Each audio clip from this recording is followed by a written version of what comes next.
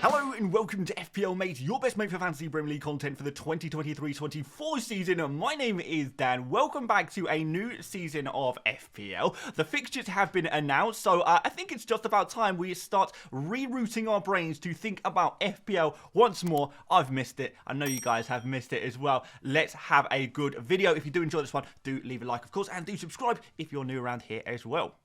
Alright guys, so what I have done for you guys is made a very pretty and beautiful fixture calendar for game weeks 1 through to game week 6, all the way through there, so you can have a look at all of the fixtures that all of these Premier League teams have and get an idea of who has the good fixtures, who has the bad fixtures. I think this is a really good way of kind of just laying things out, seeing what kind of players we might want to have a little look at. We've got a key here, easy difficulty, medium difficulty, hard difficulty, and very hard difficulty, which I've included this season as well, so you can kind of get an idea of how easy or hard I think the fixtures are. Of course, a lot of this is opinion based, of course, how difficult or easy I think the fixtures are for each individual team, and I've sorted this in alphabetical order as well, so you can get a very good idea indeed. So we've got this this table. We're going to have a look at it in different forms. We're going to order it by different kind of measures to try and get an idea of what kind of teams we want to be targeting, and we're going to have a look at some specific teams which I think look really good to already start thinking about what kind of players you want for your game week 1 team from some really nice fixtures team. So let's rejig this table a little bit. So this one, I have reordered it, and what we have now is the easiest group of 6 fixtures, 6 initial fixtures, go to the top, and the hardest 6 fixtures for Newcastle at the bottom there, you know, they go right at the bottom, 20th place. So we can see Man City have the best first 6 fixtures. The reason why I've gone for 6 fixtures is because I think this is probably about the right amount of kind of game weeks that you might be thinking about building your game week 1 team for. Some people prefer to, you know, build a team for 5 or 4 maybe. Some people maybe 6 or 7 or maybe even 8, but I think 6 is a good round number there. I think in particular in the beginning of the season we will probably be looking to play a wild card around game week 7 or 8 or 9. That's usually when a lot of people play their first wild card, so therefore it really is just the 6 fixtures that in the start of the season that I think are the most important ones to look at this present moment. So yes, we can see the teams who have good fixtures, we have teams that have bad fixtures, but I do want to take this one step further and reorder it once more. Now, this one is a little bit more complicated. I will spare you the exact details, but generally speaking, what this table is ordering the all of the teams in order of how difficult or easy their fixtures are, but it's given a slightly bigger weighting to the earlier fixtures compared to the later fixtures. So we do see a decay in importance of the fixtures there. So, for example, if a team has, you know, 3 really good fixtures in the first 3 game weeks and 3 difficult fixtures in the final 3 on this table, 4, 5, and 6, then you know, they're going to be higher up in the table than a team who has a difficult first 3 and a easier 4th, 5th, and 6th. So if you've got a good fixture in game week 1, that is more important than having a good fixture in game week 6. If you've got a good couple of fixtures at the start, that's really nice. It doesn't matter as much if you have difficult fixtures later down the line, because of course, guys, if we can get a player who has good fixtures for the first, you know, 3, 4 game weeks, we can always transfer them out. That's what transfers are for, right? So, you know, it's not so important if they have a difficult fixture in game week 5 or 6, but it still is a little bit significant just in case you are having to keep those players. So yeah, we can see that the order has changed a little bit, just slightly, and we can see a lot of the teams who have difficult fixtures earlier on in the season. So you can see the likes of Aston Villa, Burnley, Wolves, and Nottingham Forest. They are quite low in the table because you're not really going to be wanting to pick players from these teams in your game week 1 team when they have such difficult fixtures so early on in the season. And we've got other situations where, you know, we've got Brighton here in 2nd place. They don't really play a difficult fixture until game week 5. Oh, well, unless you count Newcastle in game week 4. But the first 3 are really nice. So that sends them very high up the table. And of course, Man City haven't moved because I think this is really significant. Man City have the most incredible opening fixtures that you could ever imagine. This is absolutely insane how good Man City's fixtures are. It really is so good. But this table in general is the one that I think I'm going to be using when trying to select my Game Week 1 players. I think this is the best way of weighting it, the best way of ordering it, rather than just going a flat first 6 fixtures. How good are they? let's put a little bit more detail, a little bit more effort into some of these kind of assets that we're producing here on this channel, I guess. So yeah, quickly running through this table. Man City, amazing fixtures. Brighton, really, really nice fixtures as well. We've got that opening fixture against Burnley for Man City, so newly promoted team there. And then Brighton play a newly promoted Luton at home in game week 1 as well, which is really, really interesting. Going slightly further down, we've got Chelsea, a difficult opening fixture, but then really nice fixtures after that for Chelsea. Luton have pretty decent fixtures, but I'm not sure if we're going to fully trust the likes of Luton quite yet. We might want to see them in action for a couple of game weeks, unless there are some real price bargains there. Arsenal, pretty decent fixtures as well. No newly promoted teams here for Arsenal, but they have got Nottingham Forest at home. They've got Fulham at home in game week 3. We've got Everton away from home in game week 5 as well, which is pretty decent. Brentford got a decent few fixtures there as well. Going down the table, Everton, Crystal Palace, Spurs, kind of average fixtures, I guess. Same can be said about Sheffield United. We've got Manchester United and Liverpool here, who I know we were all really, really looking at closely at the end of last season. But looking at these fixtures, there are maybe some difficult ones here as well. Manchester United playing Spurs, Arsenal and Brighton in their opening 6. Although there are some nice fixtures there as well. We've got Forest in 3. We've got Burnley in 6. So maybe there is going to be a time to bring in Manchester United players, but I don't know if I'd be tripling up on them with this run of fixtures. Same with Liverpool here, really. Opening fixture against Chelsea. We've got Newcastle away there, which is pretty tough. Aston Villa is going to be pretty tough for them as well. So there are some okay fixtures, but in general, they're not amazing. Aston Villa, another team with some difficult fixtures there. We've got Newcastle and Liverpool in there, not amazing.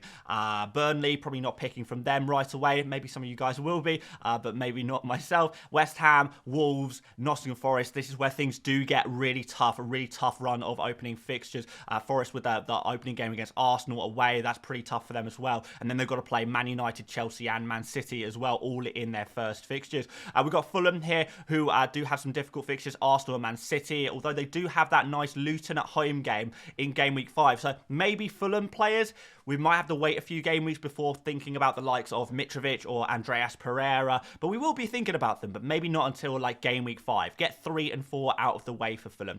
Bournemouth, a really, really tough situation for them. I know we liked Solanke and Billing last season, but it's going to look like a pretty tough one. I do expect them to lose the majority of these opening fixtures, but here's the big headline, guys, and that is Newcastle, a team that we loved at the end of FPL 2022-23, didn't we? We loved Newcastle players. We had Trippier, we had Callum Wilson, we had Alexander Isak, and maybe a few others as well, but I have to admit to you guys, I do not like this opening run of fixtures. It looks really, really bad. Aston Villa opening fixture, kind of not a great fixture, middling.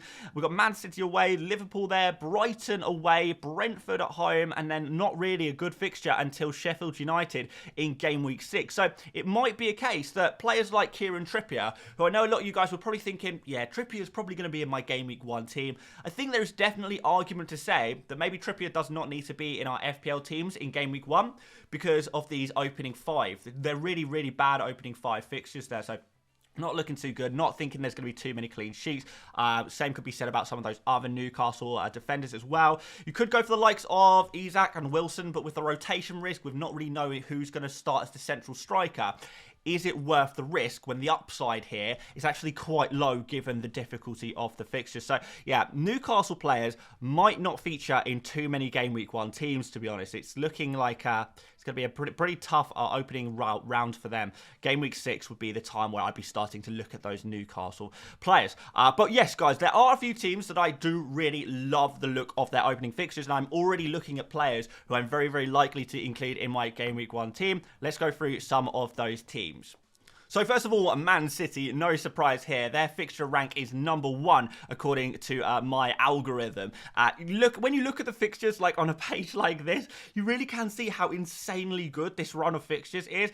It really is incredible. 2 newly promoted teams in the opening 3 games, and then we've got the likes of Fulham and Forest both at home there as well shortly after that. So in terms of Erling Haaland, I think he is going to be even more essential than he was already. Like, we all probably knew we were going to be going for Haaland.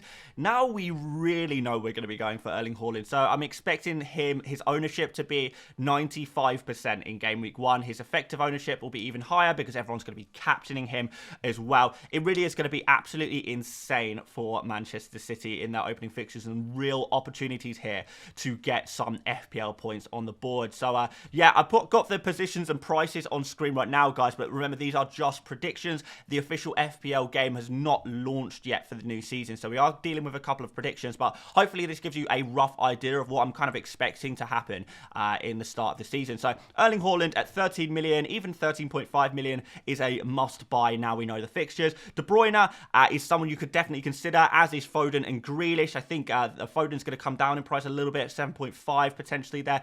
De Bruyne should see a small price decrease as well, so there could be a couple of bargains here, really. I know that's difficult to say when players are this expensive for Man City, but yeah, genuinely could be some bargains there.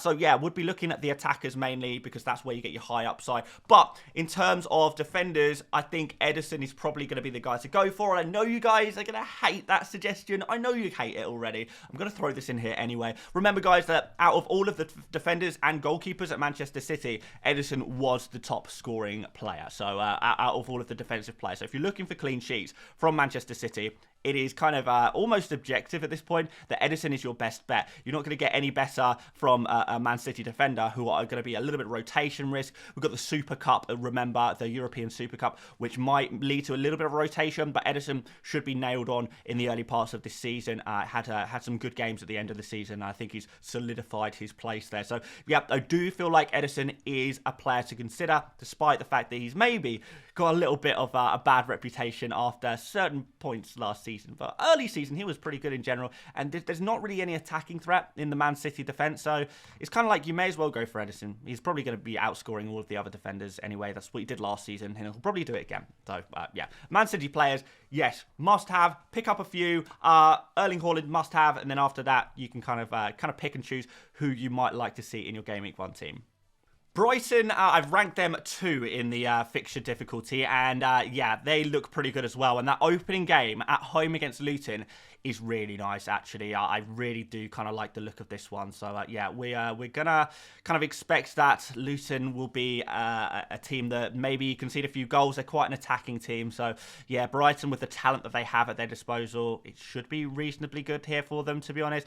Some other fairly decent fixtures here. We've got Bournemouth in game week 6, for example. So yeah, in terms of players, Kaldun Mitoma, I imagine he'll be around 7 million. He's definitely an option. But I do think if Solly March is a little bit cheaper than Mitoma, then I think I would be going for Solly March, to be honest, because I think, you know, I mean, I don't mean to fanboy any more than I have done in the past, but yeah, I would be going for Solly March if he was a little bit cheaper. But if not, you know, Kaldun Mitoma is still a really, really good option for you there. And Ciso could be a little hidden gem there for you as well. I think he's going to come in around 5.5 million, and I do expect him to come in and take that central attacking midfield position from McAllister, who's obviously departed for Liverpool. So I think that could be really interesting to get a nice cheap Brighton player for the really good fixtures. I've got Pervis Estupiñán here as well at the bottom.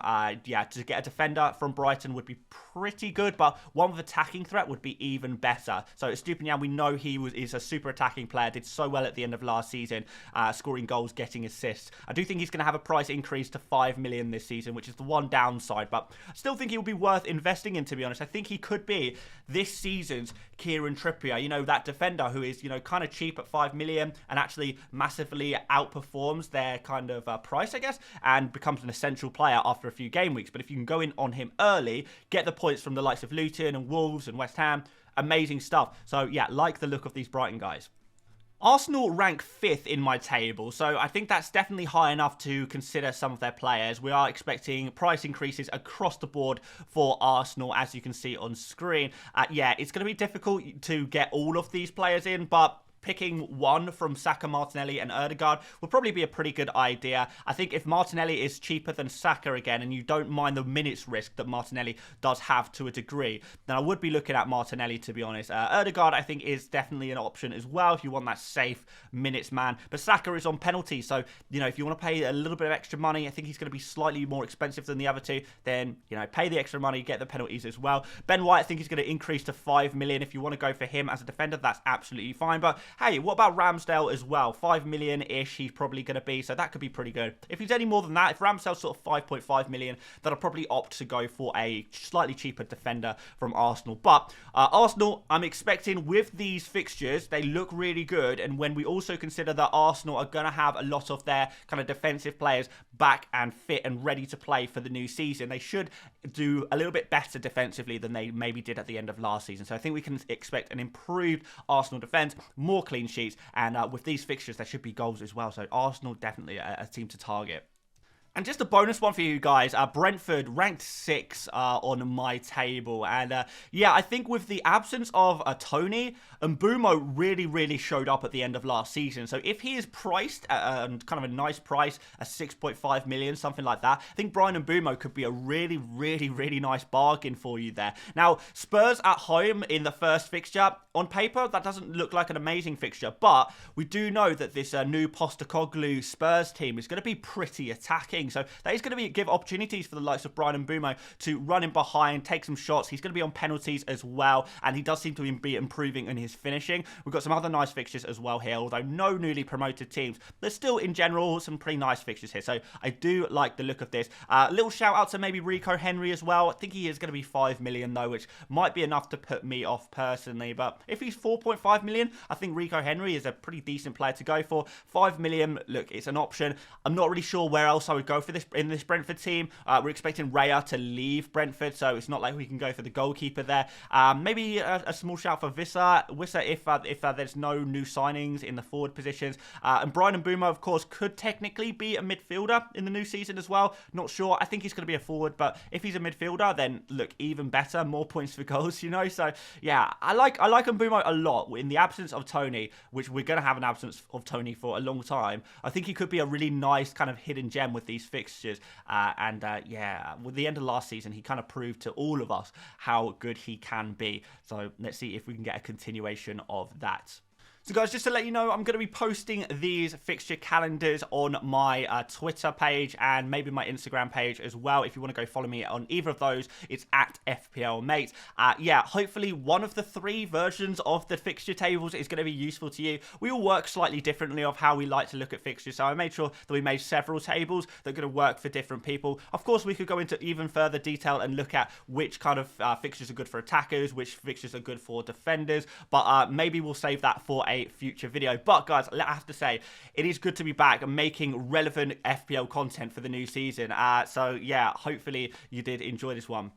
If you did, please do drop a like. Really does help the channel out so much. Do subscribe if you're new around here and looking to really get involved in FPL for the new season with some top tips. Hopefully we can provide that for you. I uploaded another video yesterday with a lot more price kind of predictions. So if you're looking to see what kind of prices the players could be in the new season, make sure you go check out yesterday's video before you disappear off the internet or go watch someone else, I guess. But aside from that, guys, thank you so much for watching once again. And I will see you later, mates.